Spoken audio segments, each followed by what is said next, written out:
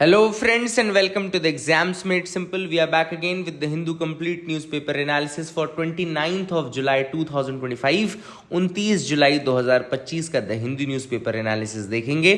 आप लोग से रिक्वेस्ट रहेगी कि please do like do share it among your friends and subscribe जिन्होंने किया है उनसे रिक्वेस्ट है कि बेल आइकॉन प्रेस कर दें, क्योंकि अब यूट्यूब आपको नोटिफिकेशंस नहीं देता है अगर आपने बेल आइकन प्रेस नहीं किया है तो अगर आप लोग मिस नहीं करना चाहते वीडियोज़, कभी भी मैं डालूँ कोई भी वीडियो डालूँ तो आप प्लीज़ बेल आइकॉन और वो जो भी नोटिफिकेशन के लिए ऑल वीडियोस ऑन कर दीजिएगा ताकि कोई वीडियो मिस ना हो। स्टार्ट करेंगे सबसे पहले प्रैक्टिस क्वेश्चंस के साथ जिनके जवाब आपको देने हैं। आई होप आप लोग को अच्छा लगेगा। Let's see one by one questions. पहला क्वेश्चन है, which of the following operations was launched by India to evacuate citizens from conflict hit Sudan in 2025। Sudan में जब वहाँ हुआ कॉन्फ्लिक्ट शुरू हुआ, फिर इंडियंस को वहाँ से निकाला गया था, कौन सा ऑपरेशन? तो operation Vande Bharat, operation Devi Shakti, operation Kaveri, operation Ganga. आसान सवाल है। I hope the correct answer for this is C, operation Kaveri. Question number 2 है, which Indian companies internal account was recently compromised raising concerns over crypto asset safety, AltPay, CoinSwitch, Coin DCX, जेब पे। तो ये question मैंने कल ही आपको पढ़ाया। I hope you will be able to answer the correct answer in this question. Please answer बताइएगा कौन सा है। क्वेश्चन नंबर 3 है, which new digital portal was launched in January 2025 to facilitate international collaboration in crime monitoring by Indian agencies. Options are A crime net, B Bharatpol, C cyber Sahyog and D India secure. तो this is again a very good question. The correct answer for this is B Bharatpol. याद रखिएगा, digital portal नया launch किया गया भारत पोल Indian agencies के द्वारा crime monitoring के लिए। तो I hope you got clarity regarding these 3 question. कुछ नया सीखने को मिला होगा आपको। स्टार्ट करते हैं आज के न्यूज़पेपर एनालिसिस को। पहले तो फ्रंट पेज की देखो, फ्रंट पेज में ही 4 खबरें हैं, चारों इंपॉर्टेंट है, डिस्कस करेंगे। सबसे पहली न्यूज़ है निसार सैटेलाइट के रिगार्डिंग। निसार का मतलब है NASA ISRO synthetic aperture radar satellite. ठीक है, याद रखिएगा, NASA ISRO synthetic aperture radar, जैसा कि मैंने आपको बताया इसका फुल फॉर्म है। नासा और इसरो ने मिल करके इसको बनाया है एंड इसका लॉन्च कल होने वाला है 30 जुलाई, 30 जुलाई को ये लॉन्च होगी। और ये लॉन्च किस में होगी? On a Jio synchronous satellite launch vehicle, GSLV launch vehicle में लॉन्च होने वाली है। इंपॉर्टेंट चीज़ की याद रखिएगा कि it's on boarded GSLV Mark 2 rocket and Nisar stands for NASA ISRO synthetic aperture radar.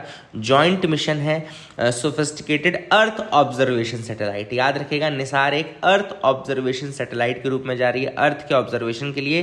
And कौन कौन सी चीज़ें स्टडी करेगी मैं आपको बताऊंगा, बहुत सारी चीज़ें हैं।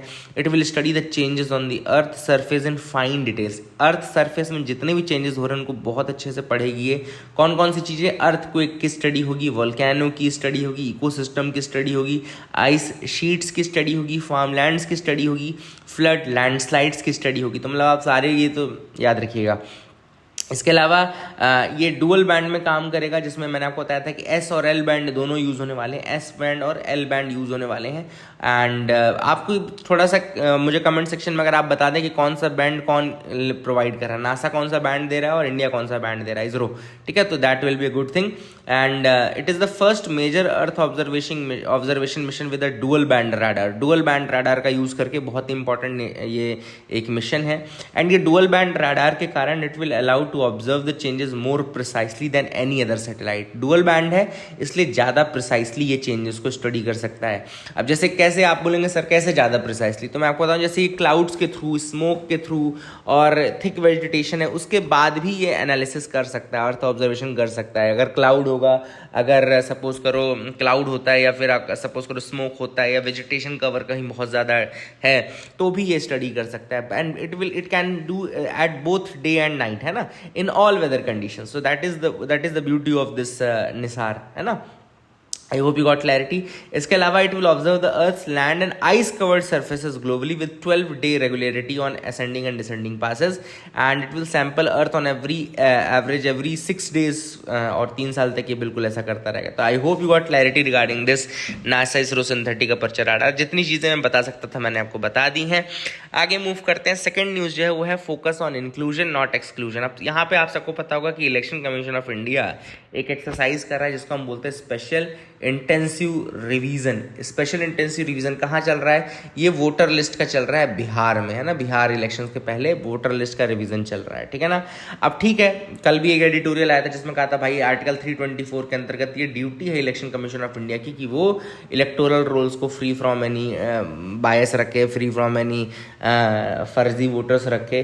तो ये ठीक है, वो अपनी कॉन्स्टिट्यूशनल ड्यूटी निभा रहा है, आप बोल सकते हैं। लेकिन अब सुप्रीम कोर्ट ने कहा कि ठीक है ड्यूटी तो निभाओ भाई, लेकिन आप अपने दिमाग में एम एक्सक्लूजन का मत लेकर के चलो, इंक्लूजन का एम लेकर के चलो। जैसे क्या हो रहा था अभी तक, सुप्रीम कोर्ट ने पहले इनको हिंट किया था कि आप एपिक यानी कि इलेक्टर्स फोटो आइडेंटिटी कार्ड बोलते हैं जिसको, जो खुद इलेक्शन कमीशन बनाता है।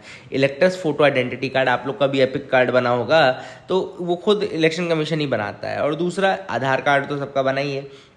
तो इन्होंने कहा था कि भाई आप आधार कार्ड और एपिक कार्ड का भी यूज़ करिएगा in order to justify whether a person is a rightful voter और नॉट। तो इसको इलेक्शन कमीशन ने हटा दिया था। उसने बोला कि भाई ये दोनों ही जो है सिटीजनशिप का प्रूफ नहीं है। सिटीजनशिप का प्रूफ तो फिर जन्म प्रमाण पत्र, जाति प्रमाण पत्र, बहुत सारी चीज़ें हैं जो है वो अलग अलग उन्होंने डॉक्यूमेंट बनवा रखे थे, ठीक है ना। तो इलेक्शन कमीशन ने कहा कि भाई don't focus on en masse exclusion. En masse exclusion नहीं करना है आपको, आपको मास इंक्लूजन करना है। तो this should be your aim, this is what the Supreme Court is now saying.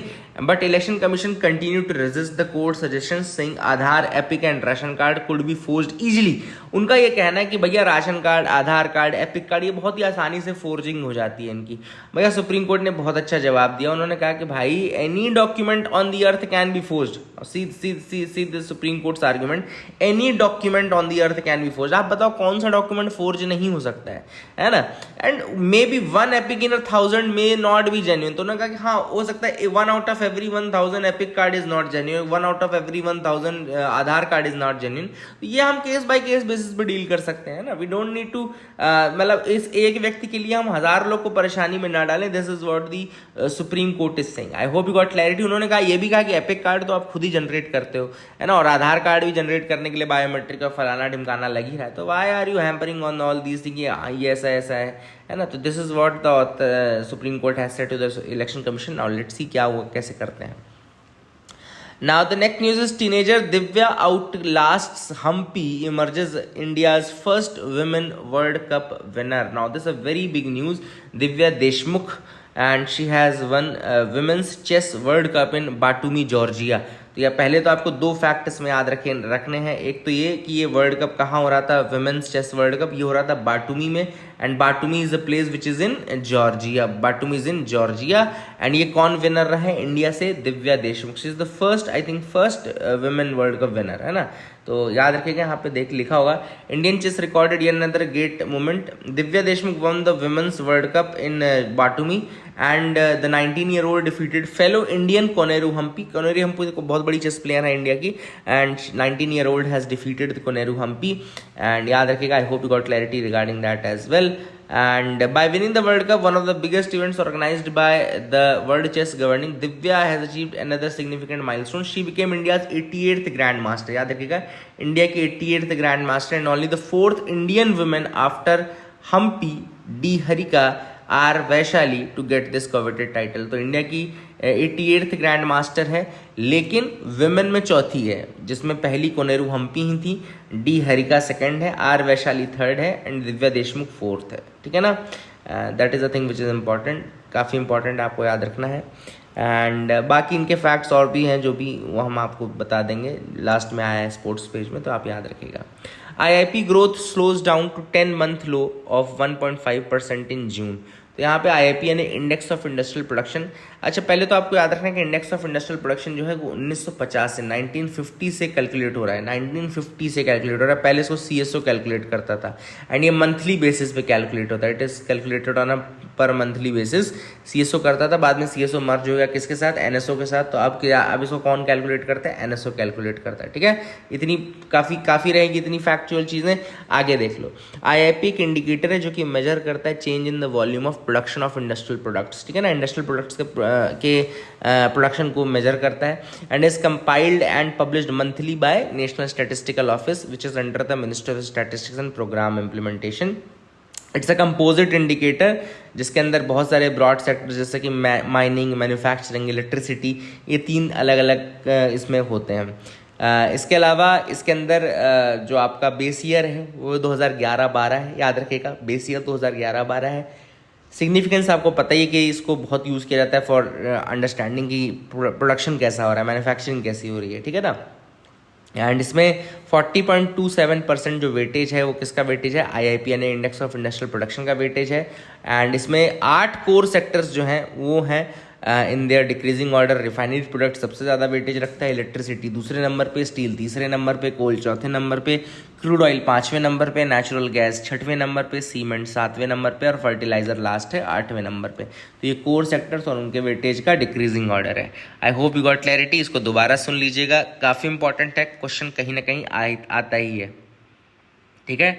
आगे मूव करते हैं, देखते हैं और क्या इंपॉर्टेंट है। यहाँ कावेरी के बारे में आया था, फ्लडिंग का कावेरी एंड ऑल। तो कावेरी रिवर की मैं ट्रिब्यूटरीज आपको बता देता हूँ। कावेरी रिवर की बहुत सारी ट्रिब्यूटरीज है, क्वेश्चन यूपीएससी ट्रिब्यूटरीज पे ही पूछता है। तो ट्रिब्यूटरीज में आपको बता दो, लेफ्ट बैंक ट्रिब्यूटरीज है हरंगी, हेमावती, शिमशा, अर्कावती, याद रखिएगा Harangi, Hemavathi, Shimsha and Arkavathi. And right bank tributaries हैं जिसमें लक्ष्मण तीर्थ, काबिनी, सुवर्णवती, भवानी, नोइल एंड अमरावती रिवर है। अति वाली रिवर बहुत सारी, हेमावती है, अर्कावती है, अमरावती है, सुवर्णवती है। ये आपको पहले तो ऐसे याद रखना, हेमवती, अर्कावती, अमरावती, सुवर्णवती, ये अति वाली जितनी नदी हैं ये कावेरी की हैं। सारी नहीं लेकिन मतलब ये 4 तो हैं ही याद रखने का, है ना। अर्कावती, हेमावती, सुवर्णवती एंड आपकी अर्कावती, हेमावती, सुवर्णवती एंड एक और थी ना अमरावती, ये 4 होंगे, ठीक है ना। हरंगी, फिर शिमशा, नोइल, काबिनी भवानी ऐसे याद है, काबिनी भवानी भी याद रखना। लक्ष्मण तीर्थ कावेरी की है, ये भी याद रखना। तो I hope you got clarity, कुछ आपको याद रहने में भी आसानी हुई होगी, जो मैंने तरीका बताया उससे भी आप याद रख लेंगे। अगला है Kerala's golden jackals show adaptability to human dominated landscape. यहाँ पे गोल्डन जैकाल्स के बारे में है। गोल्डन जैकाल का साइंटिफिक नेम है कैनिस ऑरियस नारिया, याद रखिएगा Canis aureus naria, this is the scientific name of golden jackals and Kerala is home to I think 20,000 to 30,000 golden jackals।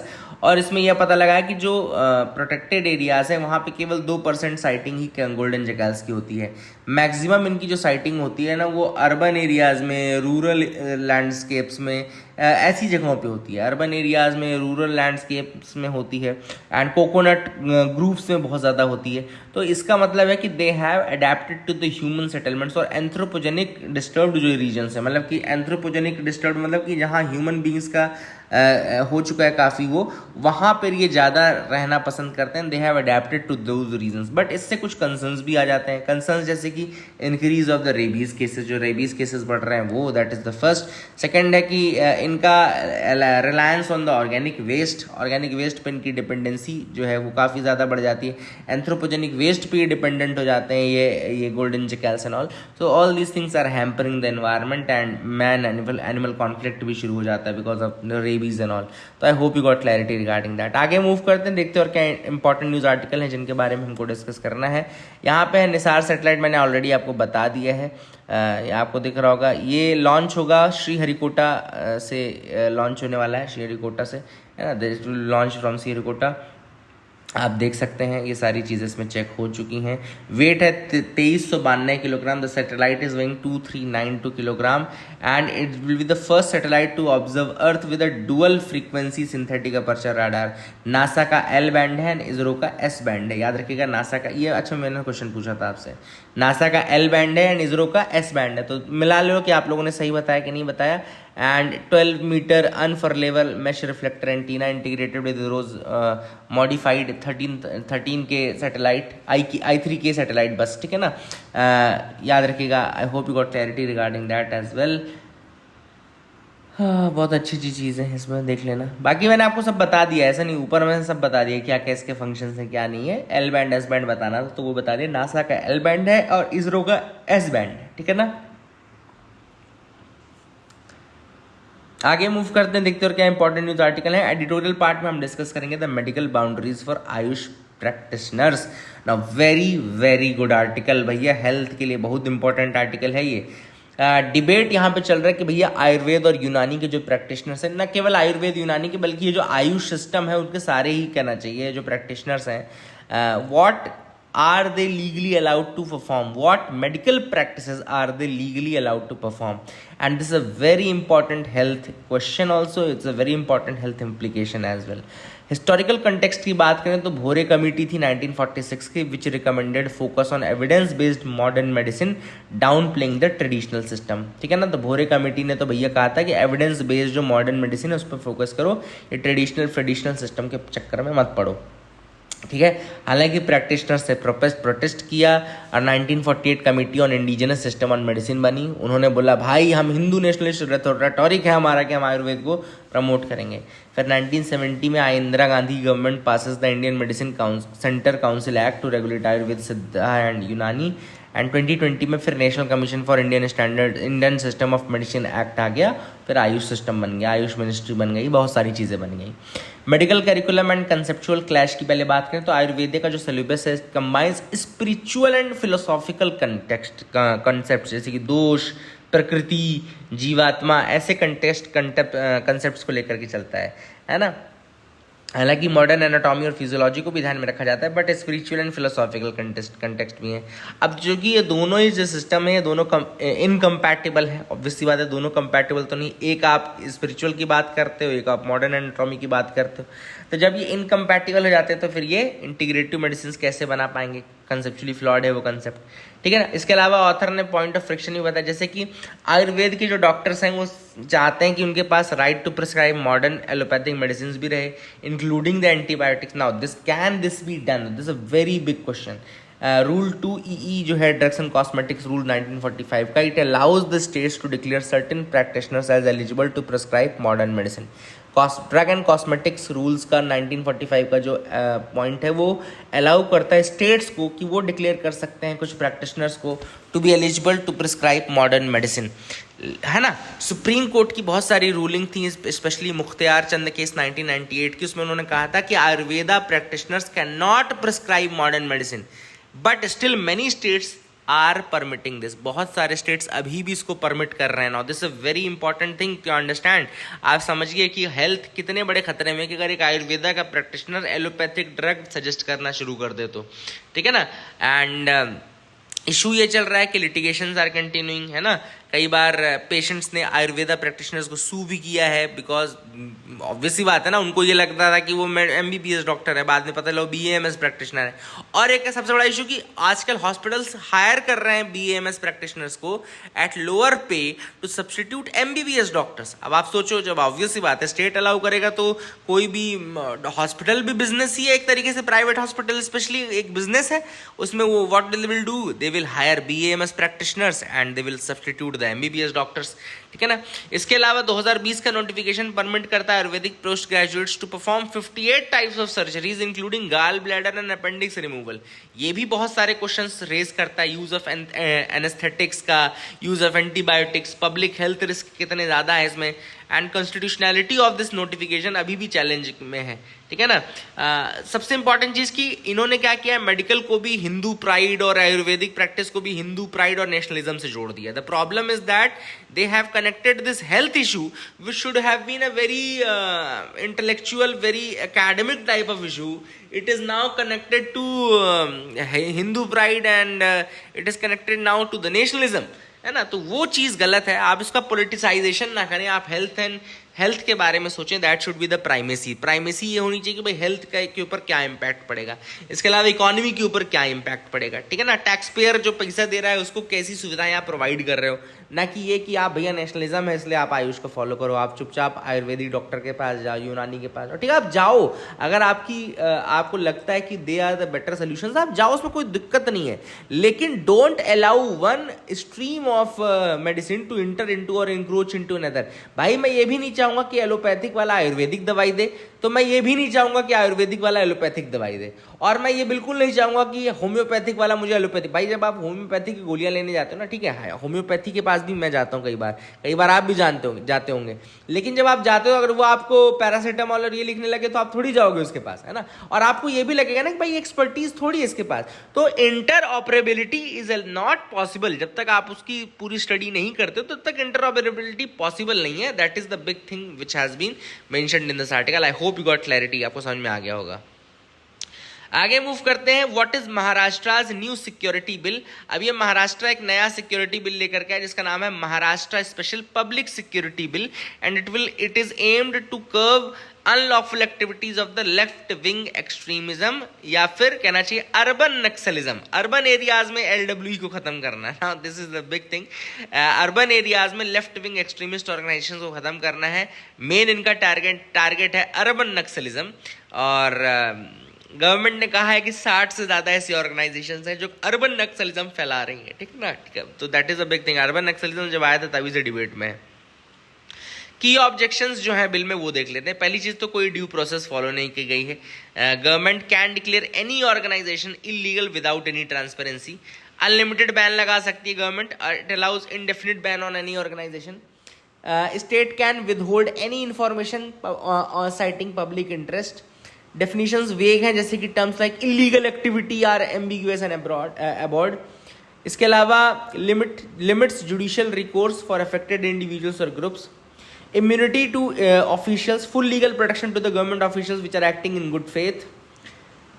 Section 2F criminalizes any expression that tends to interfere with public order or cause concern, even without actual violence or harms. Now ये तो बिल्कुल ही, अब ये इसकी constitutionality को जरूर test किया जाएगा कोर्ट के ऊपर, है ना, बट ये काफ़ी कॉन्ट्रोवर्शियल है, क्योंकि एक तरीके से आपको समझ में आ रहा है कि ये किसी भी तरीके के अपोजिशन, किसी भी तरीके के डिसेंट को दबाने के लिए, कुल मिलाकर के डिसेंट को दबाने के लिए एक oppressive, ambiguous and open to misuse law लेकर के लाया गया है, ठीक है ना। Oppressive, ambiguous and open to misuse, ठीक है। कंपैरिजन करें तो Maharashtra is now 5th state with a similar law after Chhattisgarh, Telangana, Andhra Pradesh and Orissa. Critics point out that these states implemented such laws before the UAPA, which is a stronger existing anti-terror law, and काफ़ी important है ये। Now the bill is awaiting governor's assent. Governor क्या करता है देख लेंगे, ठीक है।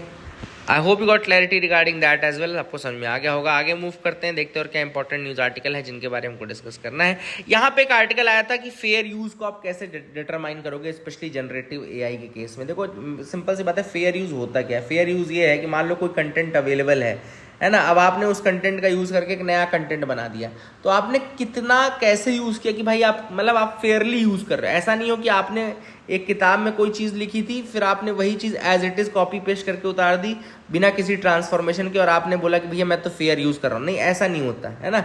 You have to use it transformatively. Transform आपको करना पड़ेगा अपने फॉर्म में, ठीक है ना। जैसे कि अब द हिंदू जैसा लिखा हुआ है, अब मैं उसको फिर अब पढ़ाता हूँ तो अपने तरीके से पढ़ा रहा हूँ ना। और दूसरी चीज़, ये आपको मटेरियल मिला कैसे वो भी डिटरमाइन करता है। इस न्यूज़ में यही आया। देखो पहला चीज़ तो ये है, ट्रांसफॉर्मेशन होना चाहिए, कंटेंट का ट्रांसफॉर्मेशन होना चाहिए, मतलब आपको अपने तरीके से प्रेजेंट करना है। दूसरा चीज़, जो आपको कंटेंट मिला है वो मिला कैसे, क्या आपने पायरेटेड डाउनलोड किया है कहीं से या आपने परचेज किया। फॉर एग्जांपल मैं द हिंदू परचेज कर रहा हूँ तो ठीक है, ये फेयर यूज़ की तरफ जाता है। बट अगर मैं कहीं द हिंदू भी जुगाड़ से ले आऊँ न्यूज़पेपर को और ये सब करूँ तो वो एक तरीके से अनफेयर यूज़ हो जाएगा, ठीक है ना। तीसरा देखा जाता है कि इसका इम्पैक्ट कितना पड़ता है, कि न्यूज़पेपर के किस सेल में और न्यूज़पेपर के बिजनेस में कितना इम्पैक्ट पड़ेगा, या किसी भी ऐसे मटेरियल के उस पर कितना इम्पैक्ट पड़ेगा। तो अगर मतलब एक सर्टेन इम्पैक्ट पड़ रहा है डेफिनेटिव, तो फिर वो अनफेयर यूज़ होता है। बट अगर बहुत ज़्यादा इम्पैक्ट नहीं पड़ रहा तो फिर वो फेयर यूज़ होता है, ठीक है। तो हम तो भी एक तरीके से हिंदू का प्रमोशन ही कर रहे हैं, और ज़्यादा बढ़ रहा होगा हिंदू का बिजनेस, तो है ना।